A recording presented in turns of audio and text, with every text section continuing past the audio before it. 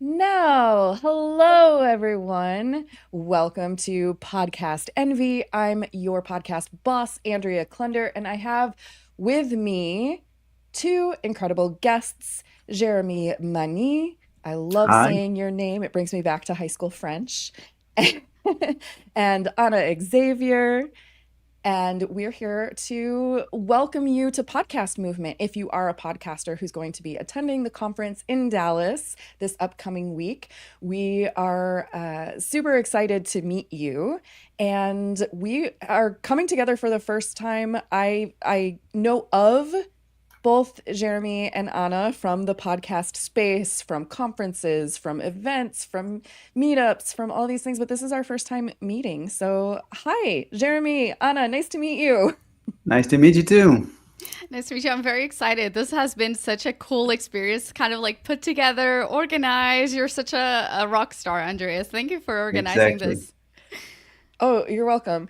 So we've been put together by the podcast movement gods. We've been assembled here. And the reason why we're assembled is because they decided to do, I don't know if this is the first time that they're doing a meetup specific night. Do you know if this is the first time N- they're doing it? No, this is not the first time they Okay, normally do this. It's at least the second time they're doing the meetups. So they're like awesome. layering up the level of experiences that you have. So yeah. And last year it Yeah. was really, really interesting. Yeah, indeed. A lot of people. You can move from one table to another one and meet a lot of people, which is the most interesting point of this meetup night. Yeah, so Wednesday night of the conference is a night that is dedicated to a variety of meetups. And they basically sent a message out to all of the attendees and said, hey, are you interested in hosting a meetup? Go ahead and pitch your idea for what that might be. And apparently, we all pitched an idea that was similar enough that the organizers felt like it would be a good idea to merge our ideas together and create one event that would be co-hosted by the three of us and also JJ Flizanes, who is not here at this moment, but who we're also excited to meet because we've never met JJ before. And the official title of our meetup on Wednesday is Podcast with Purpose, Community and Impact. And I'm curious, I'm going to start with you, Anna. Why did you pitch a podcast meetup related to this topic? And what are you hoping to experience or facilitate for people who come to the meetup? Yeah, so two reasons. Number one is I'm highly involved in impact driven podcasters and initiatives. I have a big heart for nonprofits and how like it all connects with content, right?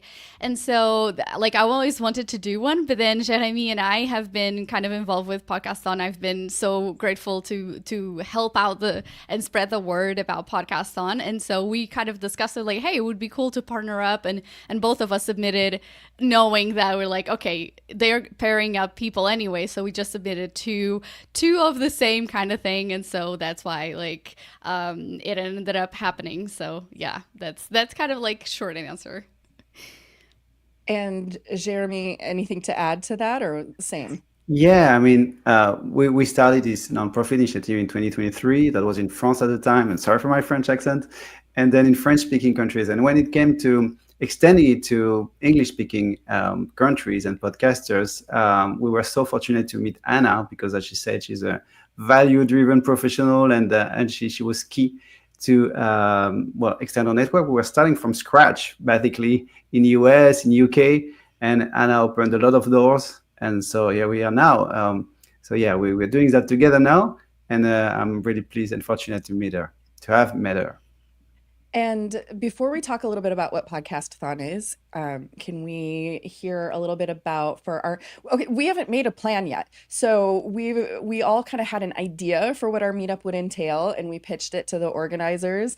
And we haven't yet figured out what the overlap is, like, kind of what we're coming in with, how it's going to be facilitated. And we're kind of figuring that out in real time now, I think. So Exactly. you're getting a behind the scenes of the planning process. Why did you want to host a meetup? Like, who are you hoping to meet? What are you hoping to experience, Jeremy?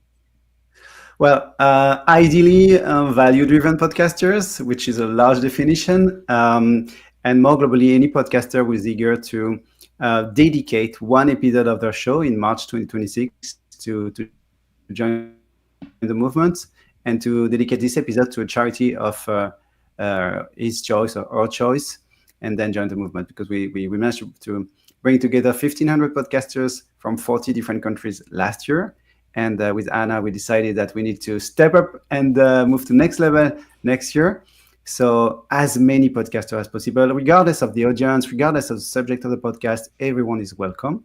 And with a more specific focus on Spanish-speaking podcasters this time too, because that will be the first edition to be open to Spanish-speaking podcasters. So after French-speaking, English-speaking, and Spanish-speaking. The fourth edition in total, but first one open to Spanish-speaking podcasters. And that's a great opportunity in Dallas to meet, hopefully, a lot of them. And spread out the word, talking about this podcast initiative, and hopefully convince them to join.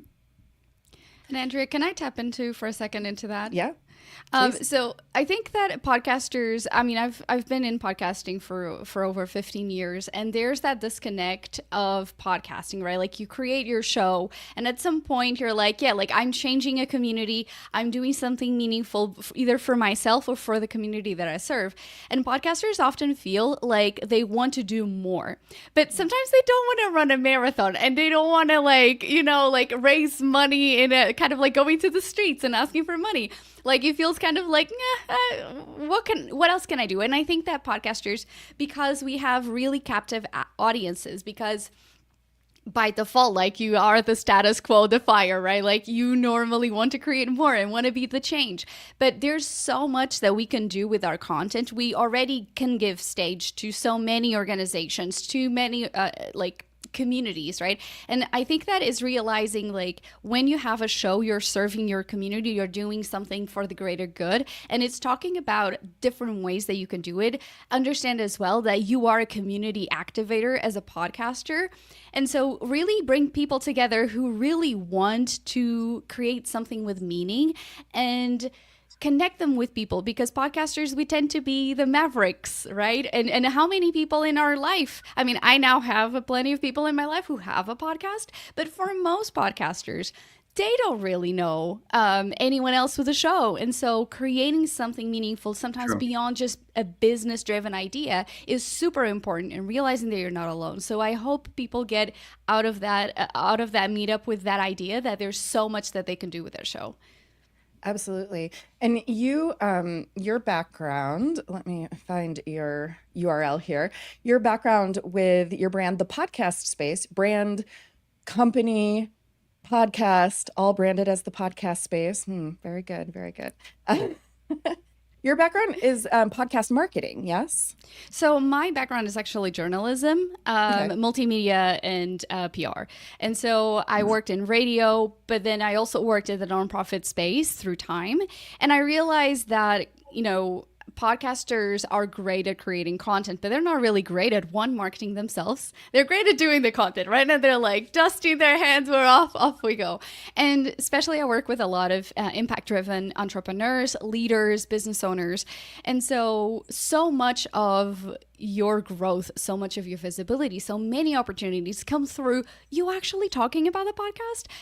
And leveraging that content and being strategic about what you do with the show. And that starts with thinking on kind of like the pre-production, right? Like, what do you do to talk about? How do you leverage this person or that person? Or how do you leverage the podcast to finally meet the gatekeepers or meet the decision makers?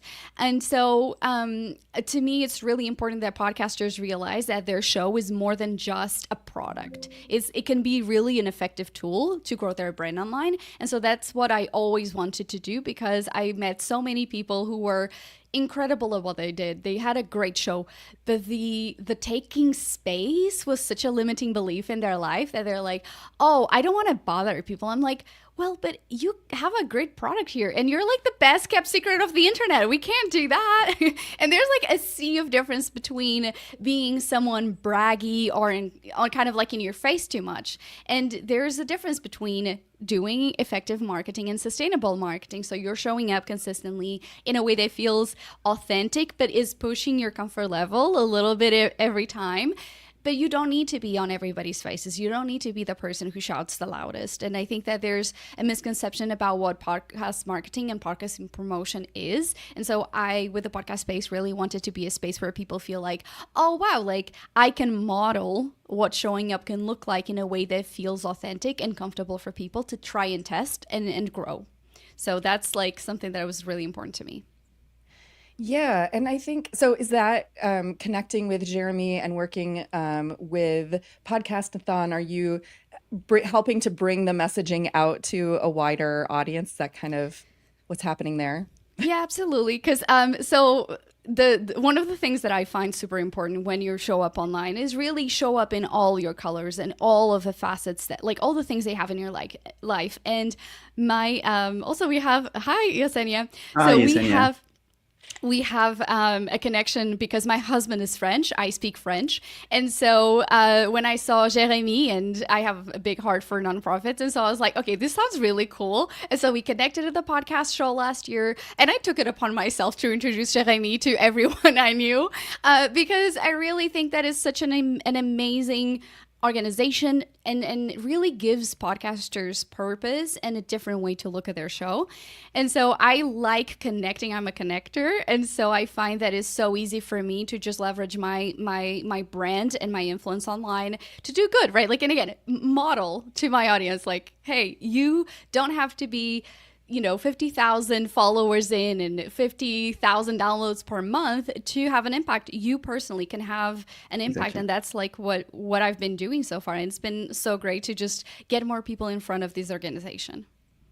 And anyway, that's the beauty of that concept. It's really based on word of mouth and helpful hands. We don't have any marketing budget. We don't have any communication budget. We are a nonprofit ourselves.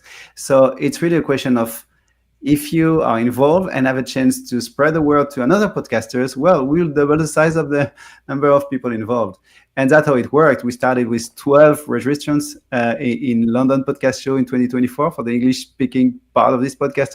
So 12 is not at all a huge number, but those 12 converted into 1,000 after a few months, mainly thanks to people like Anna and word of mouth in general, and the helpful hands of people eager to help us spread the word. So that's really the sense of community in podcasting. I know community is a word that we use maybe too often, but in that case, it's completely true. I mean, it's really a number of people that are eager to, convince the other to join. And to be clear, too, I think what we're kind of saying is that by nature of having a podcast and nature of having a platform and a show and putting your voice out there on the mic, it doesn't necessarily mean that in order to participate in Podcastathon that your podcast has to be about the charitable mission, or that it's just that it's something that you are also passionate about, and you're kind of leveraging your platform to bring visibility and awareness to that cause. I'm wondering, Jeremie, do you have a story of an outcome or something really cool that happened, or some feedback or anything like that from a previous Podcastathon? Well, I tend to say that I have 1,500 stories. Do we have time for that? We do not. Blame Anna. She's got a heart out. No, but what I like personally, the fact that, as you mentioned, it's let me rephrase it. I had some video with podcasters in New Zealand. Was my first video with her. And half an hour later, I was in video with podcasters in Nigeria.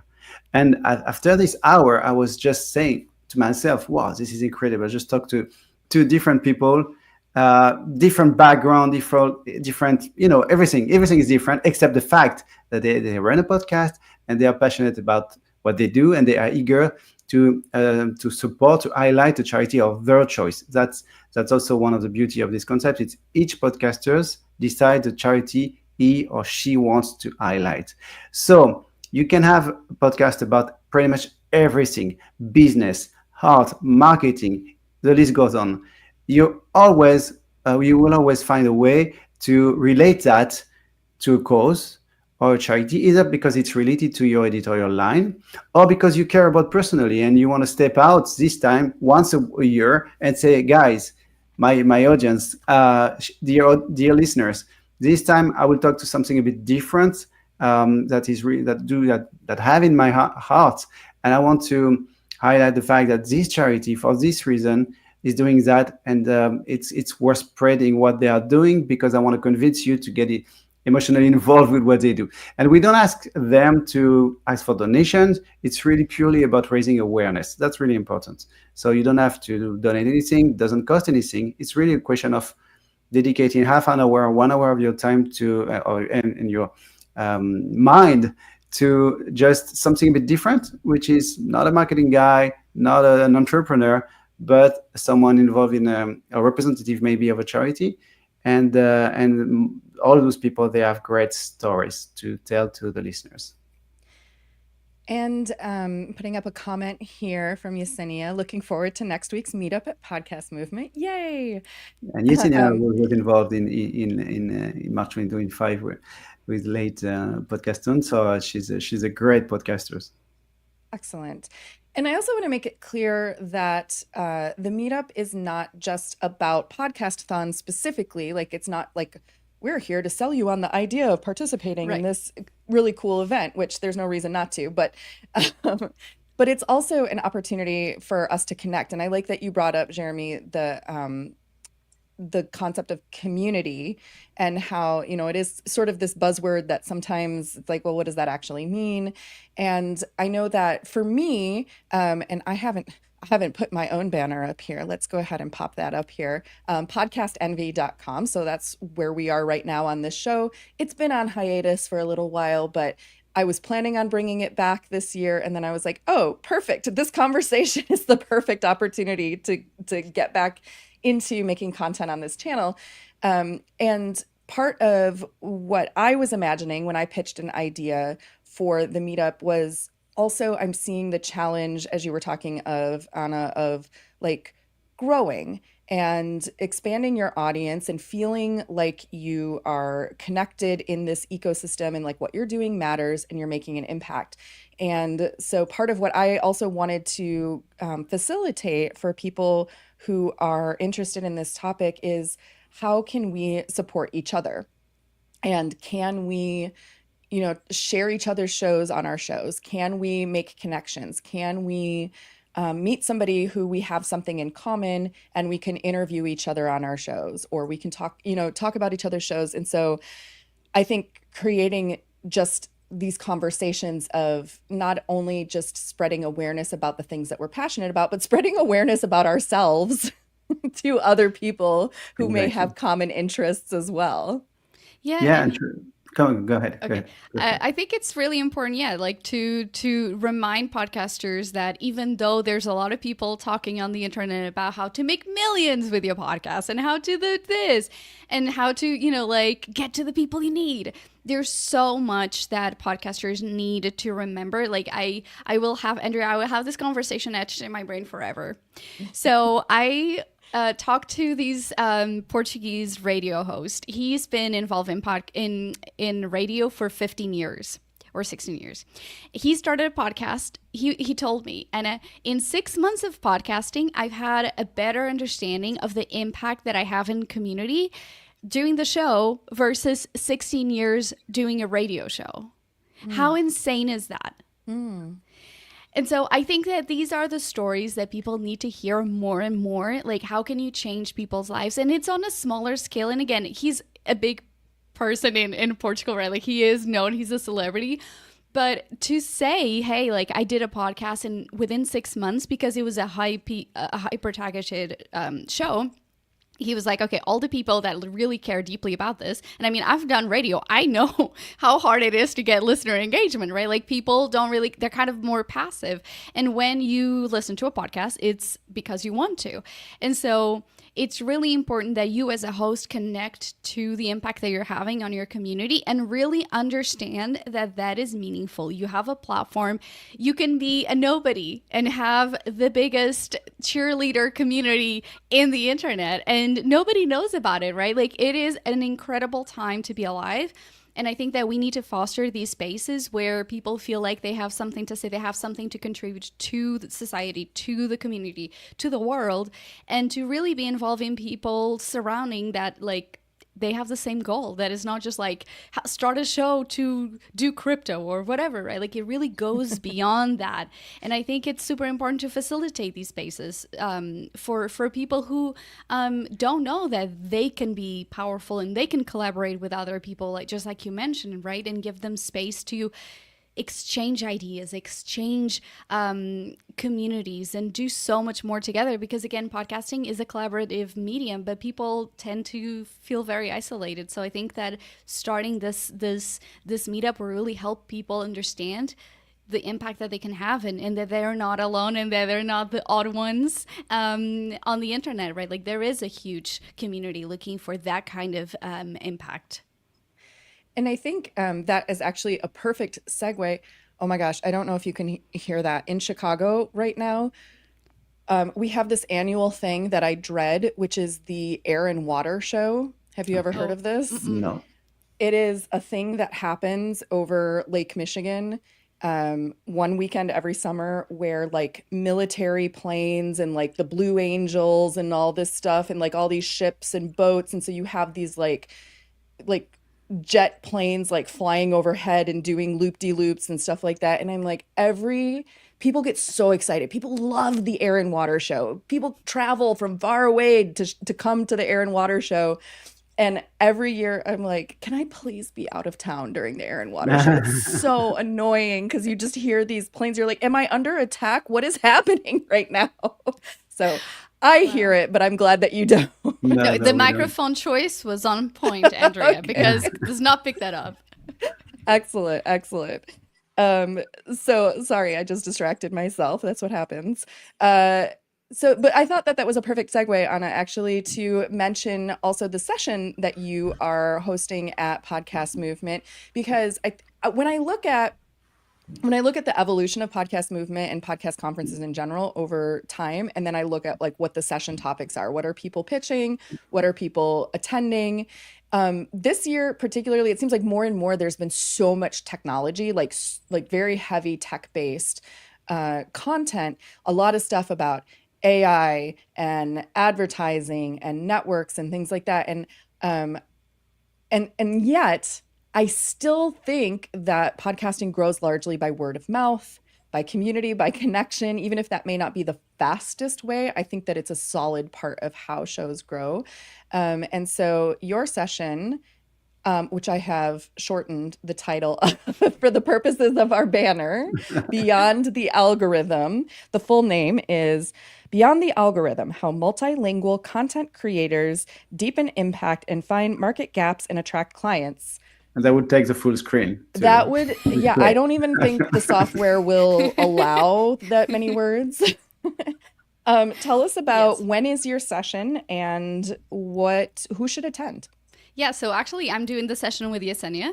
And so anyone who is thinking that they maybe don't want to do any more tech and they want to invest in different strategies, definitely go here, because we're going to be talking about how our experience is going to be a very conversational panel. So we're going to talk through, both Yesenia and I are multilingual, and so we've worked with clients all over the world. I have clients in Spain, France, England. The furthest I have a client in is Australia.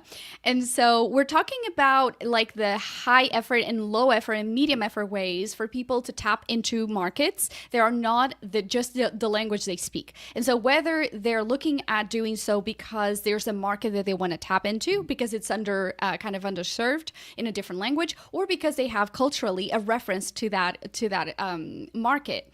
And so she's going to be talking about her experience, talking in content that is both in English and Spanish and even French. And then I'm going to be talking about the strategies I use to tap into the Spanish, the Portuguese, and the English market. And so it's really important for people to think about podcasting is global, yes. But when you're considering doing that, what is involved? How much can you expect in terms of like work? What are the benefits? And we're going to give concrete examples of how people can do that, because I think that when you're at Podcast Movement, this is my 7th edition, like there's so many times when I see, and this is like a criticism to the speakers themselves, honestly, because when you're on stage, your job is to make what you're talking about replicable, I find, right? Like the audience is listening, but they want to feel empowered to go and test that. And so at times you're watching sessions, and this is a minority of people, of course, but I want people to know, end that session and know, I know exactly what to do, or I know exactly that that's not what I wanted to do, right? Like, excellent. But a lot of people are kind of like, if you're being too ambiguous, or if you're talking about too much about a case study that is not replicable, people cannot really follow along. So we've been so adamant about like creating content and really explaining and giving examples of how people can see themselves in each situation. And so we really think that is going to be super important to those, because the US market is the biggest, right now in terms of audience consumption, but like there's 3 other countries that are going to surprise people. I'm teasing the audience. You got to come and see our session on Thursday at 10:45. But we're going to talk about like what are like those 3 markets that are like the biggest, and why it kind of like makes sense, right? Because sometimes you don't think about it as an opportunity, and things happen, and then you're like, oh wow, look at me creating content in a second language.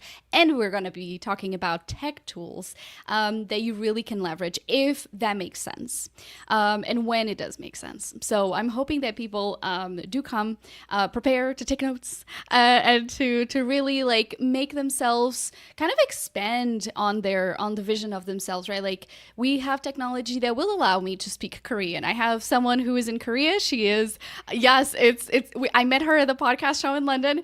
And it's so cool that I'm like, I want to like create content in Korean, because she does not speak English. I do not speak Korean. And so she has to like translate my content in a specific way. And I'm like, oh, how much better would it be that she gets to access the content in different ways, more natural ways. So anyway, that's just the tease. That's what I kind of like wanted to share. But thank you for allowing me to explain a little bit about what's going on, because I think that more people need to think about multilingual, especially as we go through. A lot of people have like that identity of looking into the past, like if they come from a mixed background or multilingual background, like we're talking about an awakening in identity, and I think it will be really cool for even just that.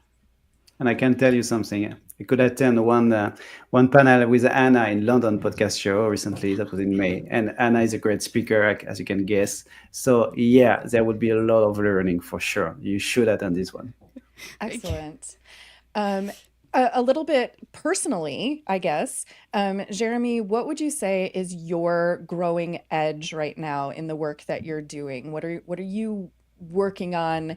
You know, sometimes it's like, I think when people are new to attending a conference or new to an industry, sometimes they feel like the people who are presenting and facilitating are like, they have it all figured out, and like, you know, they're the ones that know all the things. And maybe they're like, oh, that's intimidating or something like that. But I think also those of us who are attracted to going to conferences, like I know there's always something that I'm learning or a skill set that I'm developing for myself and for my clients. And so, Jeremie, I'm curious for you, like, what's your growing edge? What are you working on right now? Well, I was in this kind of shoes last year. It was my first time at Podcast Movement, and it's true. It's huge. It's big. It's so American, and I'm not American citizen, so it's huge. A lot of conferences, a lot of opportunities. So my 2 cents would be avoid to load too much your agenda. Keep free time to just wander in the air and meet people randomly and just say hi. And that's when the best encounters happens, and when you learn a lot of things with your peer. So keep time for surprising moments. That would be really my piece of advice. For sure, you can select maybe the top 3 or top 5 panels that you don't want to miss absolutely. But except from those, give yourself some free time and just talk to anyone. Anyone really. Don't look about the badge. Just talk to anyone. That would be interesting. And what are you hoping for Podcastathon? Like, what is the next evolution, or what are you working on as the organization itself grows? Yeah, so I mentioned it. We will open it to Spanish-speaking podcasters. So I would love talking to anyone having a podcast in Spanish. And again, regardless of the audience, regardless of the subject. Except from that, we managed to grow up till 1,500 podcasters. That's great. But I mean, sky is the limit, particularly in the US. So why not double that or triple that? And it takes a lot of time to convince every people. So hopefully more podcasters from USA, a larger diversity of subjects. That would be great too. So that would be my main two objective. And maybe if I can add a third one, meet partners. So I'm talking about companies. We do have in-kind sponsorships with great companies like ACAS, like OSHA. I can name at least those two, but many others. And so podcast movement is also a great place to meet people from great organizations and convince them to amplify the visibility of the initiative by, offering maybe advertising, or why not money. Money is always useful to that help us, maybe recruit some people, or invest more funds in our tools, in our website and things like that. So yeah, many different opportunities there. It's really a 3 days event, so that will be hectic, but yeah, I'm really looking forward to attending this new edition. And I love to you because we're talking with impact podcasters and purpose-driven podcasters, there's also this balance between like growth, expansion, partnerships, money, right? Like True. sometimes those of us in the impact space, we get uncomfortable a little bit with some of those like more businessy, transactional kind of goals and opportunities, even though like we live in a capitalism, we have to do those things to survive. But also, you had mentioned that you wanted to be able to grow and expand and do all of these things while still maintaining the soul of why Right. Podcastathon began. True. Can you speak a little bit about that? Yeah, I mean, it started as just an idea of what would be a nonprofit initiative in podcasting world. And sure, we need to grow because we need to structure ourselves, all those nasty words, but I mean, it has to come from the heart. So I'm always pleased to meet new people and to start my pitch and to see in their face that that's something new, and that's something that might like them, and they might like it to be part of it. So yeah, keep. I mean, I would say that to everyone. Don't forget why you started a podcast. Most of the time, it's because you're passionate about something. For sure, at one point, you need to monetize it. You need to grow it, etc., etc. But passion was the spark.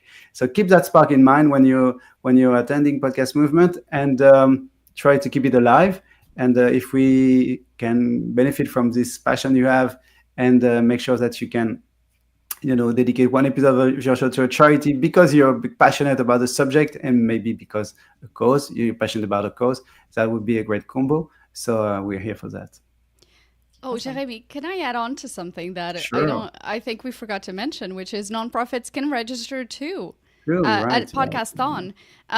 So if a lot of people come and they find the organization really interesting, they want to be a part of it, but they're like, I don't even know any specific organization. Can I do a show for a specific one? So actually, charities are encouraged to register so that they show up as a kind of like on the charities tab, so that the people can select one. Because we had quite a few people that are like, I love this. I specifically don't have an involvement with one or have an emotional attachment to one.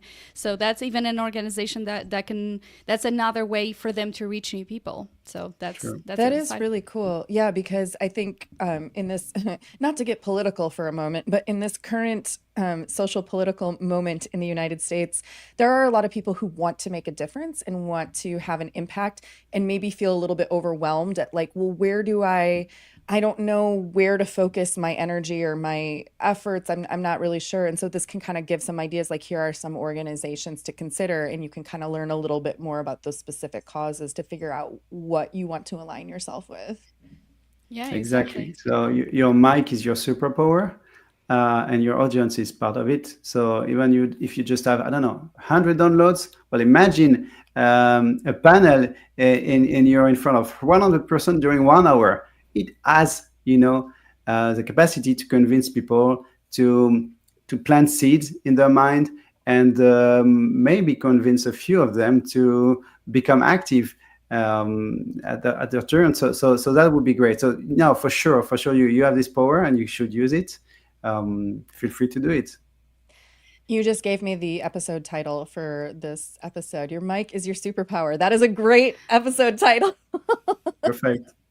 Anna, And what so is your growing edge right now for your work with the podcast space?